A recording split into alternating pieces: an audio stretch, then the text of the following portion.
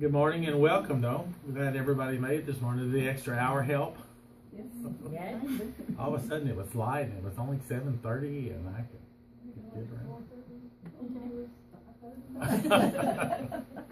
Isn't it wonderful, the time change? My bedroom clock had already shifted back when I went in there to change it. It had automatically shifted, and that said that was about 8:30 Yeah. daylight time.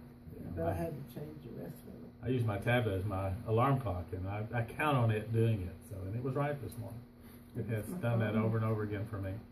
So it's kind of a saver sometimes when you get the time right for me. We're already in November. Has this year kind of flown by, it seems like? It always does to me. Seems like every year flies faster and faster. So someone said it has something to do with my age.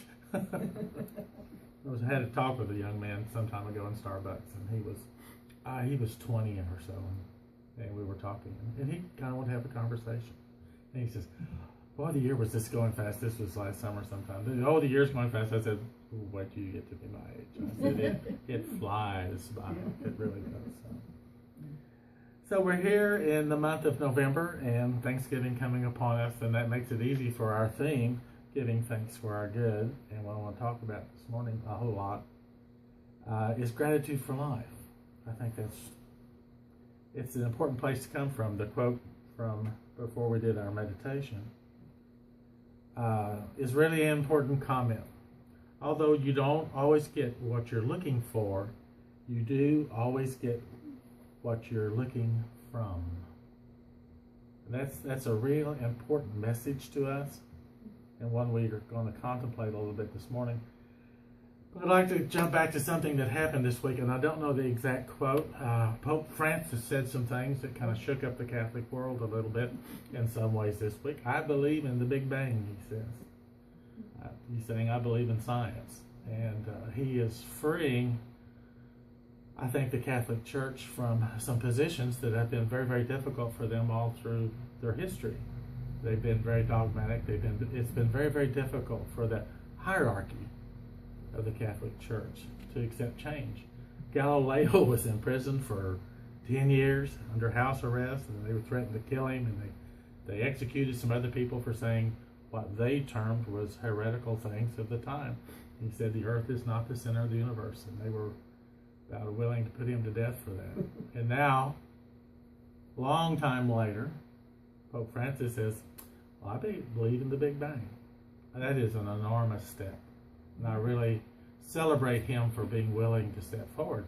There had to probably been a lot of pressure from the rest of the higher clergy not to make this kind of a statement. I think he is really showing himself to be a very courageous person. And I think that's really very wonderful.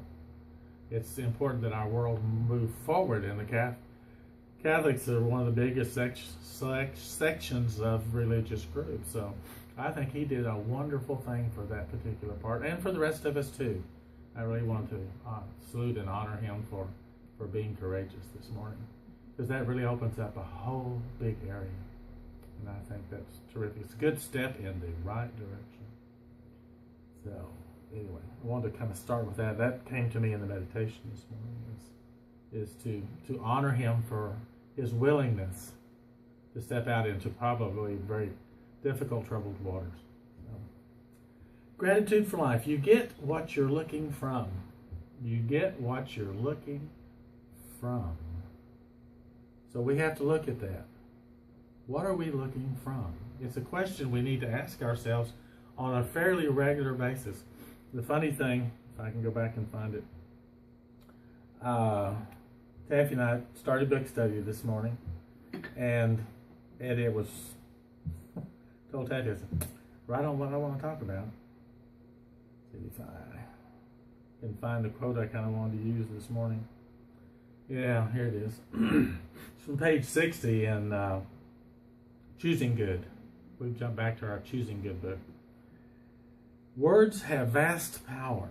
This power goes on resonating long after the speaker has fallen silent, especially within the echo chamber of your own mind. Listen carefully to yourself. Notice how you talk to and about yourself. You cannot lift your spirit or feel delighted by your own existence as long as you are describing yourself in negative terms. That's often where we're looking from. We're often looking from a very negative place in our own minds. I was telling Taffy, that's why fellowship is so important. You know, I can't do this on my own. You know how I can get mired in my own negative thinking. I'm sure that's not true for you, but that is really very, very true for me. That if I'm not real careful, I want to live a positive life. My goal is to live a very, very positive life. That's where happiness is. And I've mentioned that so many times. You know, how about have a happy life? That's what I want. I want a happy life. And I want to get away from all the things that keep me from having a happy life. But to me, the trail, the journey, the direction I want to go has to be a positive direction. And I was sharing with Taffy, I know quite a few people around my life that are traveling a different route. They're traveling a whole different road. They have made whole different choices. Often they made no choices, and that's why they're where they are at. They just lived the life that they saw before them. Like was my opportunity, I could have been just like my dad. I could have really been just like my dad. My dad did the other journey. He did the very, very negative journey. Because he made no real choices, he went with the defaults of his life. And he had a very negative childhood. Lots of people did.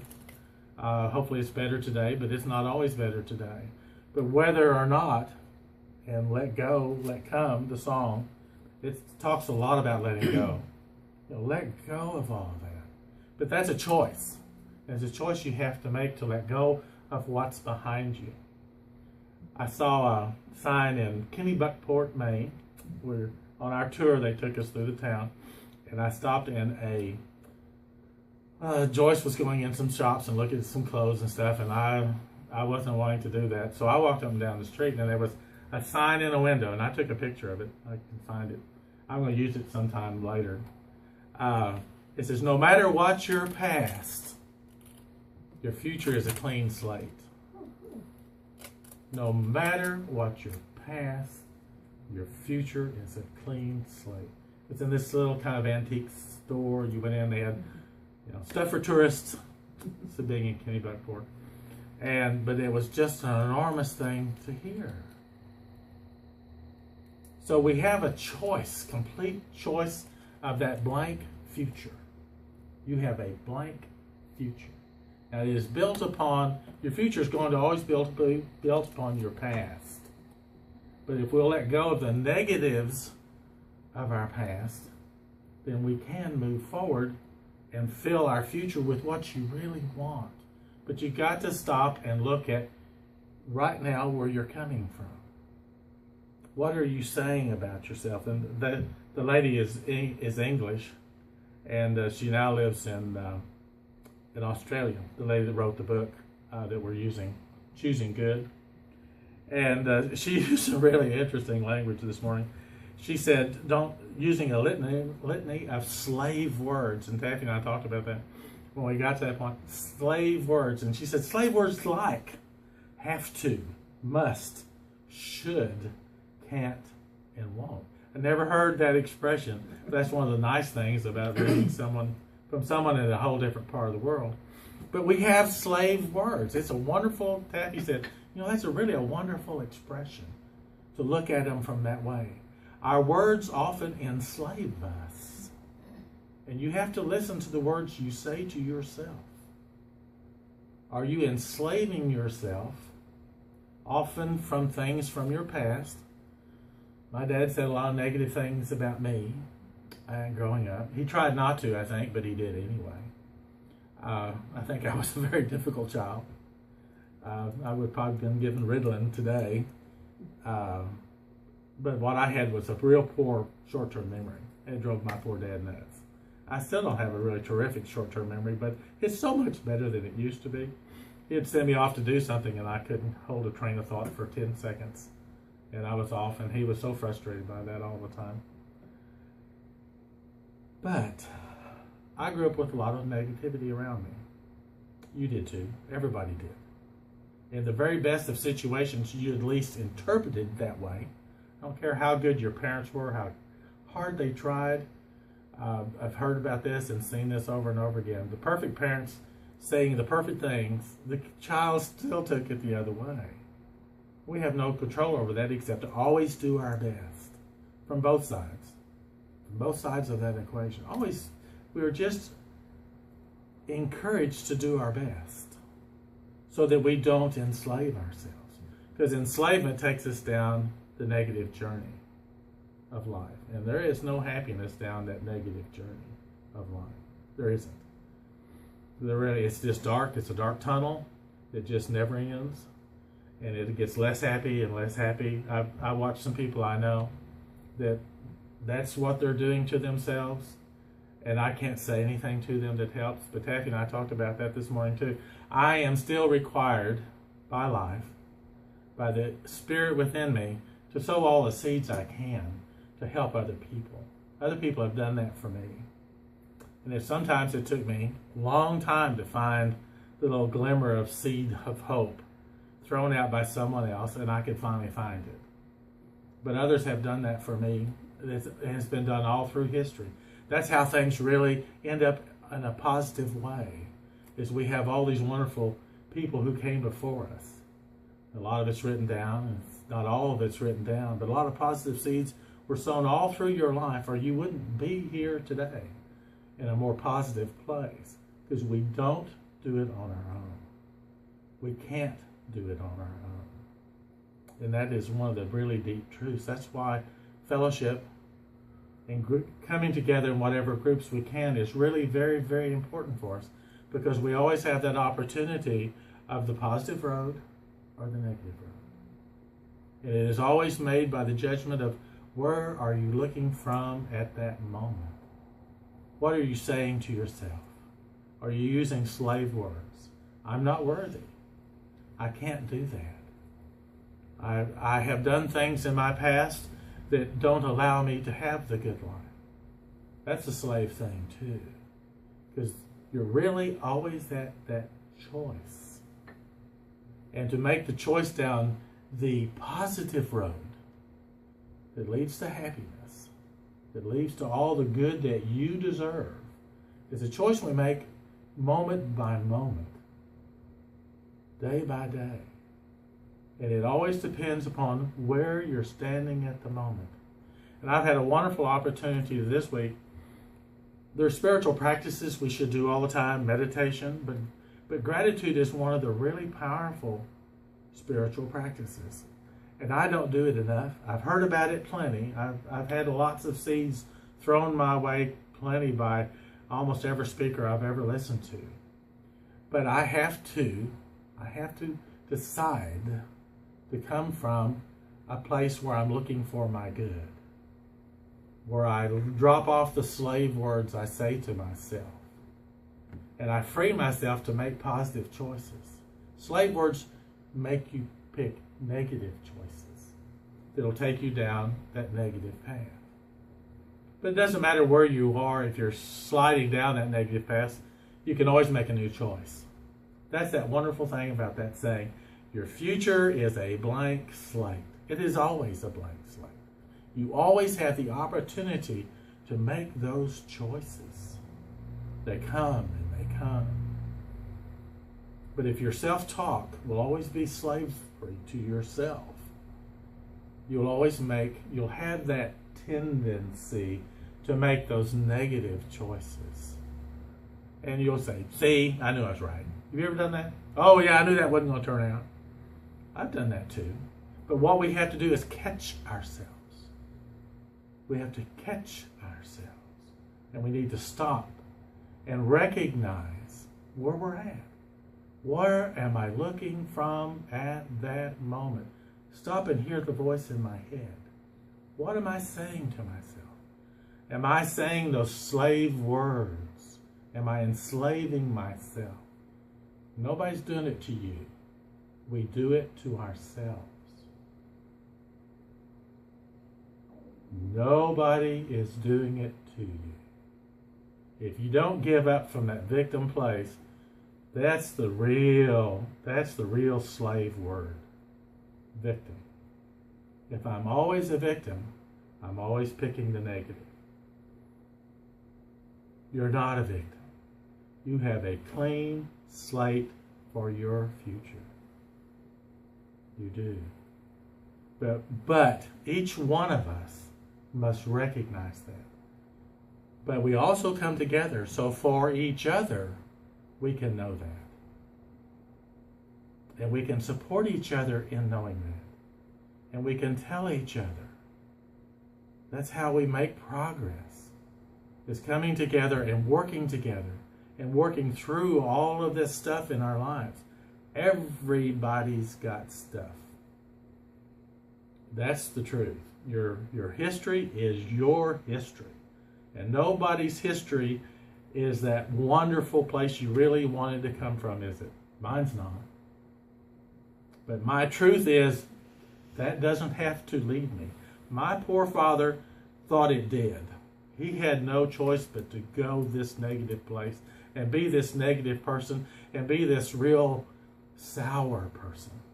This person you didn't really want to be around if you didn't have to be around.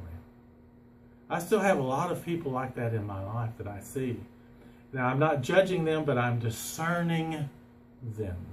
I'm understanding where they're going, and guess what? I'm not joining them. I'm not going down that road. I have no desire to go down that road. I want the road that's higher. I want the road that's clearer. I want the road that empowers me to see the clean slate in front of me and write upon it myself. Impress upon that slate the desires of my heart. The desires of my heart are all around happiness.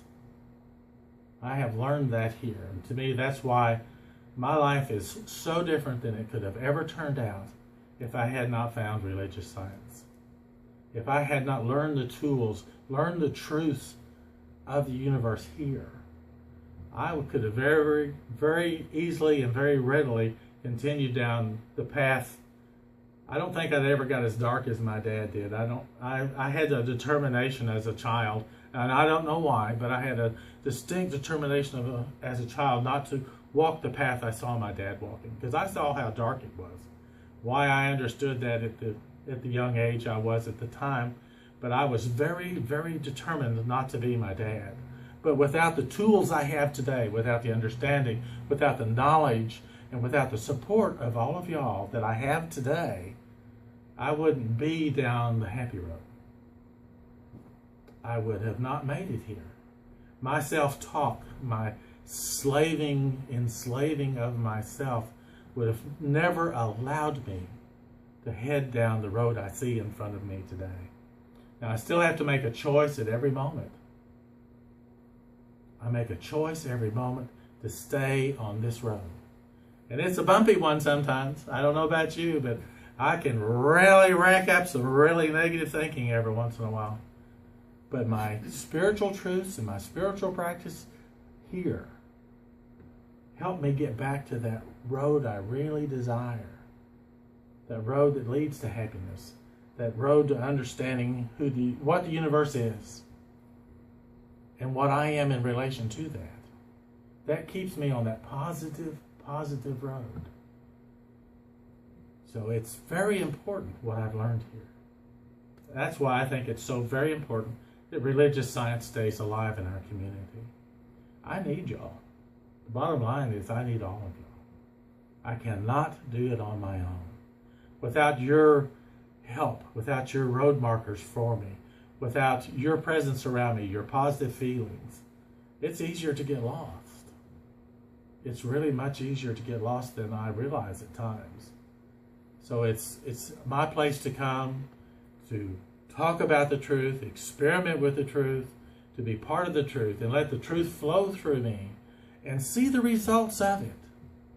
It's not a Pollyanna thing. It's not magic, because you have to work at it. You have to constantly Watch where you're coming from. Where am I looking from at this moment? Why does this dark spot look inviting? It is because I'm feeling slaved. I'm using slave words about myself. So that invites me to go down the dark road. But if I don't hear them, or you don't tell me I'm hearing them, because we do help each other. If we don't help each other, then I make inappropriate choices. And I still can do that today. But I am really determined for the better life. Because we all deserve happiness at every level. That's God's desire for us. I think it's in a nutshell. God's desire for you is to be happy. Period. And all the things that you do around as a happy person spreads the message of there's another way to live. There's just another way to live. And that gives people the opportunity to stop and go, well, why are they happy? Or why is he happy? And I'm not feeling that way. We are a beacon to others just with our presence. So if we are happy, and you're showing it, there's a song about that, isn't it? You're happy? No, yeah. There you go. But those are little seeds again about the same path. Little seeds that were sown when we were very young. They're seeds about being happy.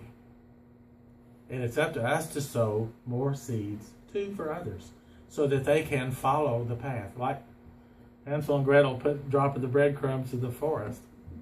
We need to drop the crumbs behind us too as we go. Crumbs of happiness. Happiness is what it's about. And happiness is the road. The spiritual enlightenment is happiness. Because you can't go down that road without giving up those slave words. That's been a powerful thing to hear this morning for me. There's slave words out there. There is still slavery, and I enslave myself. And my determination is not to do that anymore. My determination is to stay on the happy road. Continue my happy dance. Continue my happy life. Because I do believe that that's God's desire for all of us. It's just that we're entitled to be happy. And all the power of the universe is behind you. All of the power of the universe is behind you to go down that road to your happiness. And it is yours. You decide what it is. And the way to get there is always look at every choice where I'm looking from. Am I looking for a place that doesn't have power, my personal power? Or am I coming from a place of my personal power? That knowing who I am. That knowing who I am. And that who we are is the children of God. We are heirs to the universe. And it's God's desire to give it all to you. And it's our slave words that keep us from it. So let's watch those. And let's help each other when we can.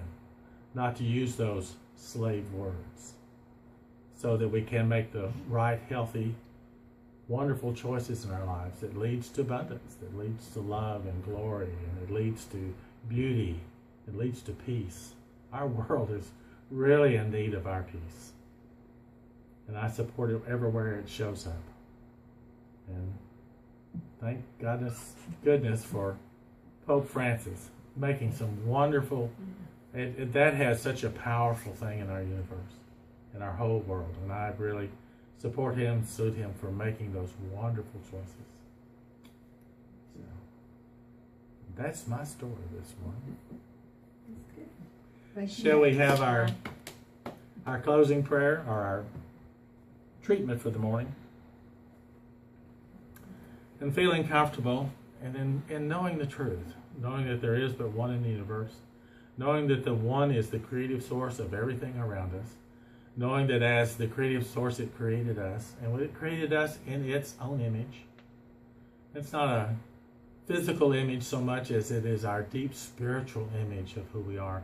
The essence inside you is as the Creator is.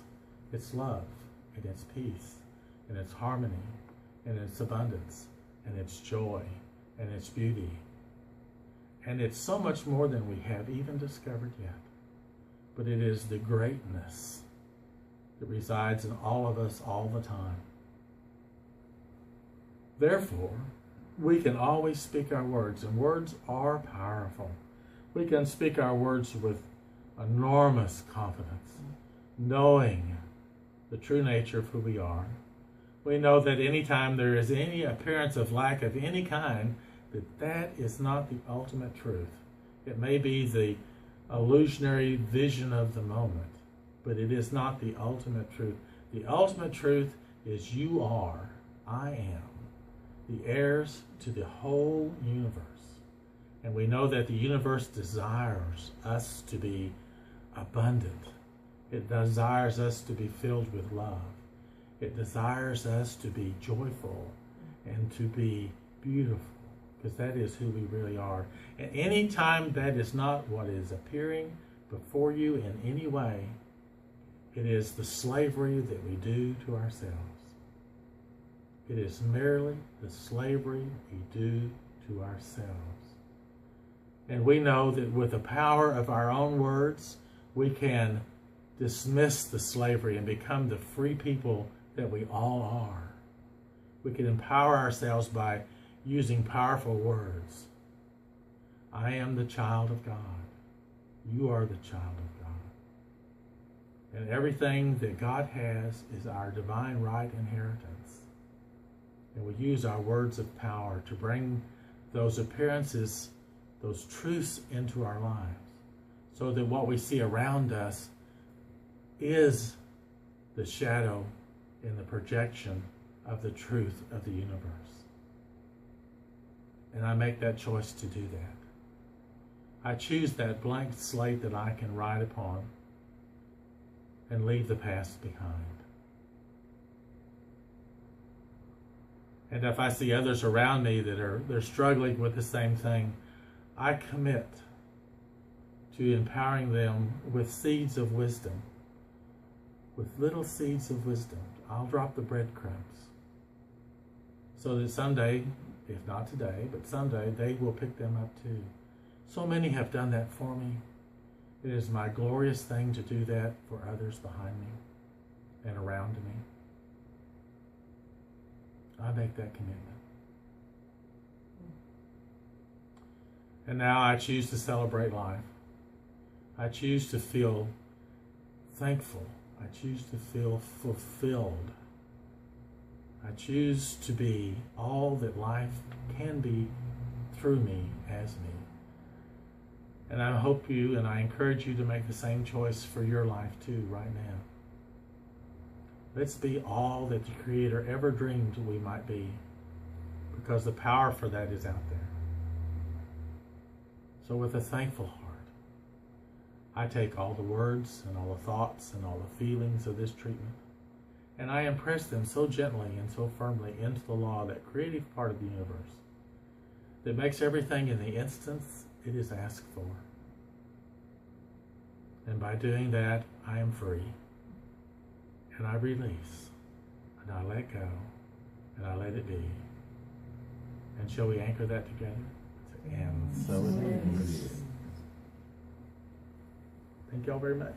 That's my talk for this morning. That's great. Thank you.